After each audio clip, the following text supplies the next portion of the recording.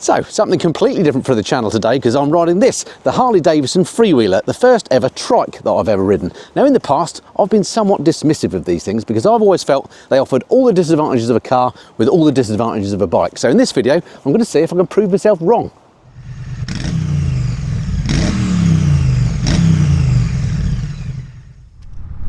Hey kids, it's Mr. Fly here, hope you're well, and welcome back to the channel for what I can only describe is likely to be a somewhat bizarre motorcycle review. I'm going to refer to this as a bike and a motorcycle, even though of course it is a trike, just out of habit as much as anything.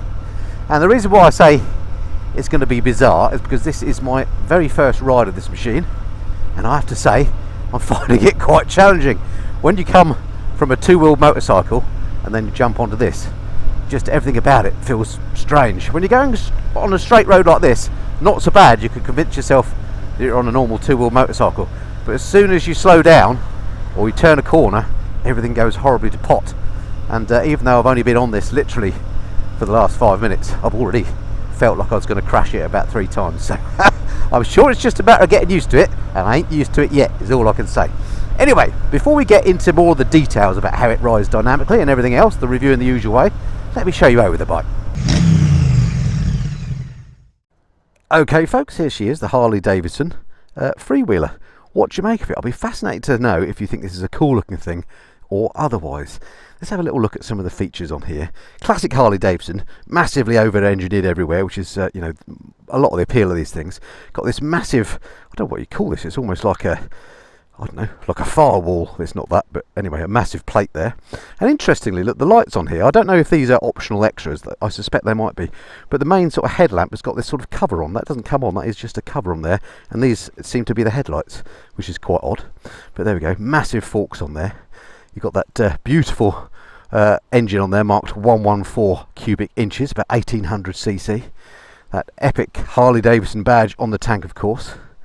Nice in the blue. I do apologise for the dirt and crud on this. As you can see, it's a pretty horrible day when I've got this. It is actually early September, still supposed to be the back end of summer, would you believe, but a hideous day that I'm riding this. At the back end, these massive rear wheels with a massive track as well. Look how wide that is at the back. I don't know how wide it is, but it looks almost small car-like. Interestingly, of course, and I don't know why I find this interesting, but I do, the rear tyres look like they're off of a car. Of course, they never tilt, so they're just flat profile, no roundedness on there. Something that's super handy on here, of course, is you've got this massive, for want of a better word, boot, which just opens up here. We twist that if I do this one-handed, and this lifts up like so. And then you've got this massive storage area. You can easily get a helmet in. I'm actually recording using my helmet cam, so I can't show you my helmet in there, but take it from me, it easily fits in there. And I believe there's 2 cubic feet of storage in there, so plenty of room to keep your stuff. So that's that. There are some practical aspects to running a trike. Lights on the back, sort of mud guards. You don't get mud all up your back like you do on a normal two-wheel motorcycle. That's one thing about it. Coming around this side, anything else to point out? There's that parking brake, which is useful for, obviously, if you're stopping on a hill or whatever, then you're not going to put a stand down. Well, I mean, you could leave it in gear, but that's a parking brake, that extra pedal. And there we go. So there we have it, the Harley Davidson Freewheeler. I can't make my mind up whether I think it looks cool or whether it looks ridiculous. What do you think? Alright, welcome back. So it's got all the usual Harley Davidson loveliness then. The engineering and stuff like that I can certainly appreciate.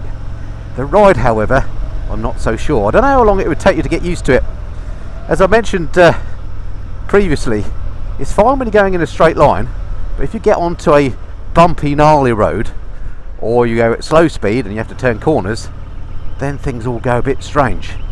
Right, it's a 20-mile-an-hour limit through here, so I'm going to have to go slowly. Luckily, it's a relatively straight line. The other thing is, of course, you've got those big wheels out the back, so you've got to take that into account. If you're used to riding a motorcycle, you can't just shave by things easily. You've got to sort of give the width that you would a small car, just to be sure. I do feel like I've been getting some funny looks. That's the only other thing. I don't know if it's because people just aren't used to seeing trikes. I don't know if I've ever seen a trike on the road, actually. Maybe it's that, or whether they've got something else in their mind. Right, first gear. This is, in terms of the ride, it is classic Harley. Everything about it super agricultural. The gears go with a massive clonk. The clutch is very heavy indeed, and everything about it feels like it's been heavily over-engineered, and that's is the appeal of Harley Davidsons for some, I know. So you don't miss out on that for sure. Right, I'll do my usual test route. My first test here. Look, a bit of a corner. So you have to steer it around a corner like a car, and then you have to have complete faith that the thing isn't going to tip over in the opposite direction to what you expect, because it does feel, as a motorcyclist, like it wants to sort of throw you off. So if I'm going to go this left turn here, look, it feels like the bike is going to fall over to the right as I come round. So then I go a bit straight, and well, you saw what happened there. If there had been a car coming, I'd have been in trouble. I'm sure it's just a matter of getting used to it. But right, let's come down here carefully. What's it like comfort wise? Well, it is super comfortable. That big old seat just cups your backside lovely. It's a very comfortable place to be. Your legs, as hopefully you can see on the 360 camera, are, you know, almost at a right angle. Maybe a little bit higher than you'd expect because the seat height is quite low, but it is very comfortable. And even though it's a really heavy bike, you've got no fear, of course, of dropping it when you come to a halt, because you never actually put your feet down. So that's something else that you have to kind of get used to and unprogram your brain if you're coming from a motorcycle, conventional motorcycle. Handlebars nice and wide, all good. Switch gear, classic Harley Davidson. You've got the indicators right for right, left for left. Nothing complicated here in terms of the switch gear. It's just the sort of quirky Harley Davidsonness of it. Right, nothing behind me. Let me just test the brakes, front brakes. Okay, you have to give them quite a shove for much to happen, but then this is a heavy old bike, so no surprise there, I guess. Let me just try the rears. Actually, the rears aren't too bad, and actually I've got reasonable wind protection. As you can see, it's a horrible day when I'm out today, but because of this massive frontal area on it, I feel pretty protected, so no worries there. Now this does have that beast of a Milwaukee 8 engine, 114 cubic inches, it's about 1.8 litres. It's got loads of shove, but I'm not feeling confident enough on the bike to actually give it the beans. But that is a sweet engine. I've ridden with it before in other Harleys, and it has got loads of go, this thing. Alrighty, let's come up to Great Missenden train station, where I normally do my lugging about test, to try out some of the party tricks on the Harley Davidson Freewheeler. But when I say some of the party tricks, in case you're wondering, this does have, hit the horn there by mistake, this does have a reverse mode on it, and I just want to give that a try. And of course that would help you hugely for manoeuvring it around at home, or particularly if you found yourself on a hill or something and had to move the bike backwards, because it is heavy. So let's come round to one of my standard parking spaces, see what the turning circle's like, and also see if we can get that reverse working. Wish me luck. Okay, where's my favourite parking spot? It's around about, it's wet today so I can't see the tyre marks, but it's around about here I think. So let's go in the middle. Okay, let's go there. I'm sort of in the middle. We'll select neutral, and down here you see there's this little pedal at the back. That's like a foot brake to stop it rolling back, so we'll put that on for now. There we go, and that's the bike. So ignore it from the back there, looks just like any other Harley, but yeah, otherwise that's what do you think to the looks of it? Love to know your thoughts below on whether you actually like the looks of this. Interesting. Anyway, what I'm going to try and do is bring it around as tight as I can. I'm going to reverse it, see what the turning circle's like, and how tight she'll go round. So this could make me feel a bit nauseous. So I think first off, let's put that into full lock, and then to select reverse, I'll take that back brake off like so, and then I think you've got to press that with the R on it. What am I not doing? Oh, there we go. Yes, so I pressed R, and as you can see you get a little R on here, and as you saw it fairly quickly goes into a sort of a reverse mode. So let me just, how is that working? Do I press, what did I press to make that go backwards?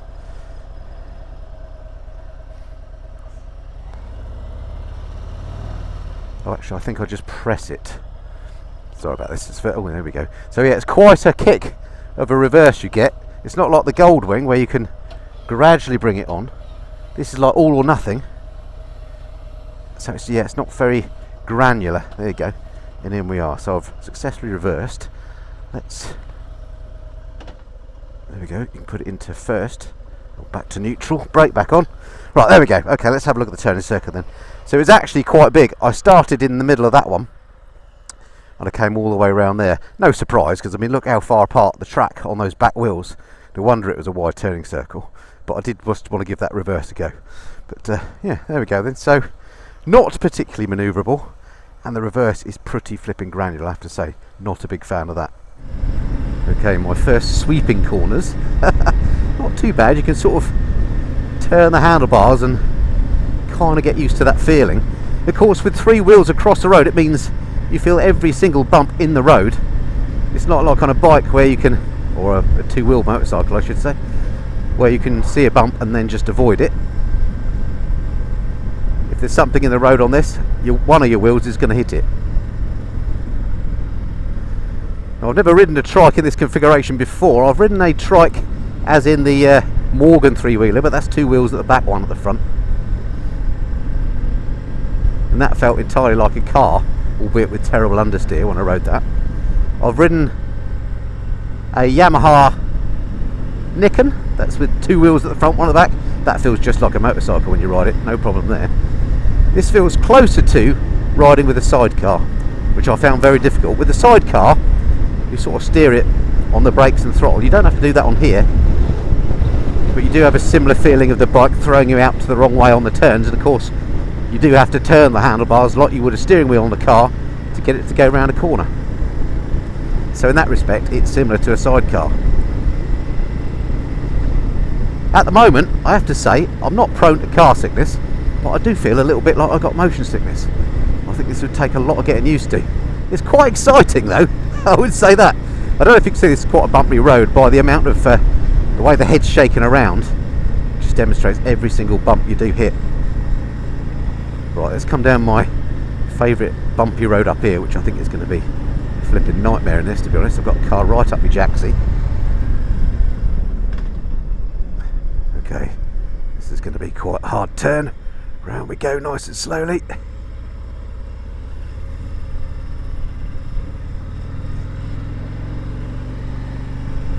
Right, and up my bumpy road. Actually, it doesn't feel too bumpy today on here. Suspension on this is actually soaking up these bumps quite nicely. I think it just sort of depends on the road.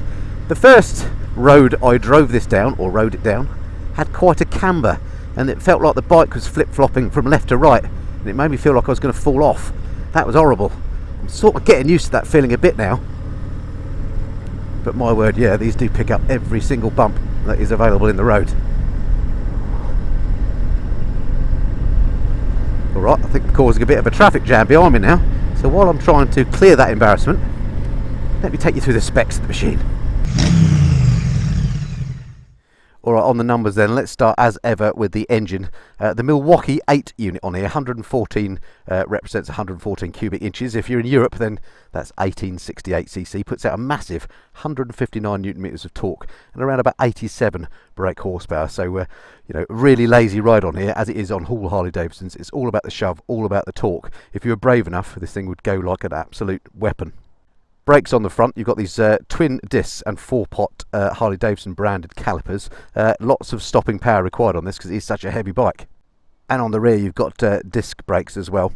Suspension on here, not adjustable at all. That front fork is 48 millimeters. At the back end it's got something called hand adjustable emulsion rear suspension. I have no idea what that means, but that's what Harley says on its website. Seat height on the bike, very low, it's 700 millimeters, but it's kind of irrelevant on here because of course you never have to put your feet down on the floor, so it's perfect height for anybody, this bike. I mentioned the bike was heavy. This one comes in at 513 kilograms in running order. Again, kind of irrelevant because of course you don't have to hold it upright, so there's no fear of you dropping it, although it does mean you've got to sort of plan your braking, I suppose, and stuff like that, because it is a heavy old beast. This lovely fuel tank holds 22.7 litres. Electronics wise, not much to actually show you, but it does have quite a few rider aids actually. It's got something called cornering enhanced electronic linked braking. It's got cornering ABS, cornering traction control and drag torque slip control. So quite a few rider aids there doing stuff in the background to help you out. The pricing on the Freewheeler starts at £31,895, so we're talking kind of Goldwing Tour territory, I guess. This one in the blue is slightly more expensive. I think it adds an extra 500 quid. Also comes in a grey and a green. The green is my favourite, and that's an extra £1,000. Okay, welcome back aboard the Harley Davidson Freewheeler. My first attempt at riding a three-wheeler. I love the fact that they've called it a freewheeler. It sounds like Essex man saying three-wheeler, doesn't it? No offence to any Essex men that are watching, but you know what I mean. And the question really I want to answer for myself when I heard that I was going to have the opportunity to ride this was, you know, does this offer the fun of a motorcycle?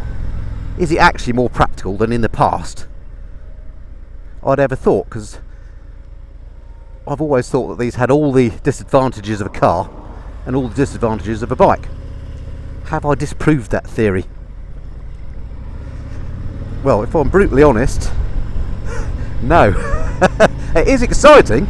I mean, it's definitely more exciting than driving a car.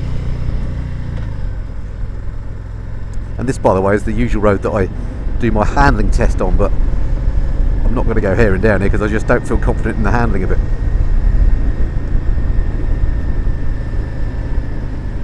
Yeah, even on these sort of wider sweepers, you definitely feel the G-forces wanting to throw you the opposite way, and this again is a bumpy road.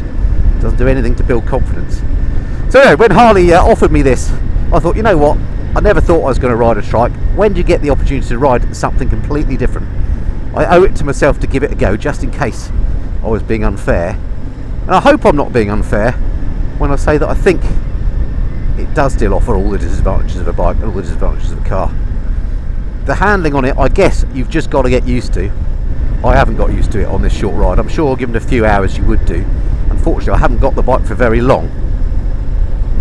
So again, I may be doing it a disservice there. Really, you need to give yourself a chance to get used to riding it. But coming from the motorcycling, two-wheel motorcycling world, and also from some pretty big bikes, I ride a Honda Goldwing and a BMW GS, so I know what big bikes are like to hold up and so on. I would say this doesn't offer quite the fun and thrill that they do. I'm sure it would if you gave it the beans, but then I'd be more worried about killing myself.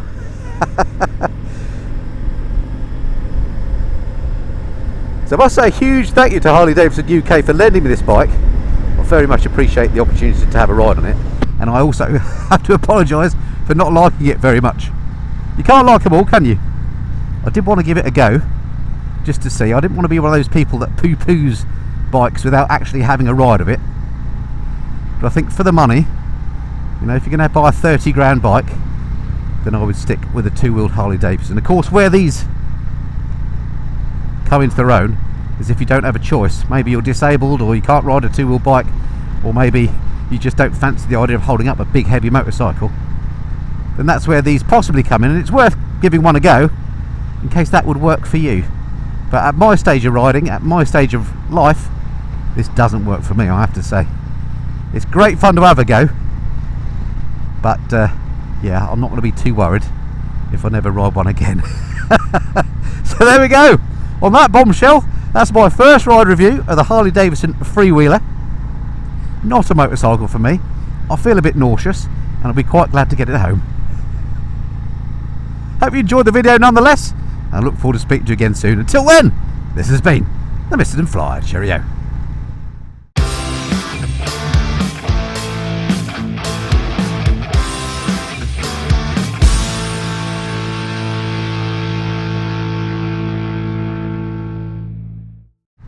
Okay, maybe I was being a little bit unfair. On slightly faster, straighter roads, you can sort of dial yourself in, and it's not too bad.